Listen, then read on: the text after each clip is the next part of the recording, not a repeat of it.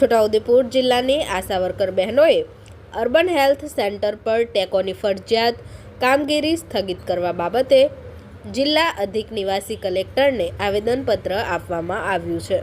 છોટાઉદેપુર જિલ્લાની આશા વર્કર બહેનોને urban health સેન્ટરમાં ટેકોની ફરજિયાત કામગીરી કરવાનો આદેશ અપાયો છે, જે કામગીરી સ્થગિત કરવાની માંગ કરતું આવેદનપત્ર આપવામાં આવ્યું છે। મહિલા શક્તિ સેનાના નેજા હેઠળ અપાયેલા આવેદનપત્રમાં જણાવાયું છે કે અર્બન હેલ્થ સેન્ટરમાં ટેકોમાં જે કામગીરી કરવાની થાય છે તે મોબાઈલ સારી ક્વોલિટીનો ખરીદવા પર દબાણ કરવામાં આવે છે।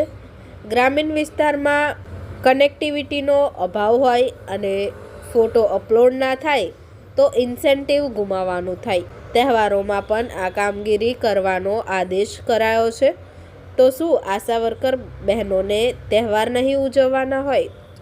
તેવા મુદ્દાઓને આવરી લઈ મોટી સંખ્યામાં આશા વર્કર બહેનોએ આવેદનપત્ર આપ્યું હતું।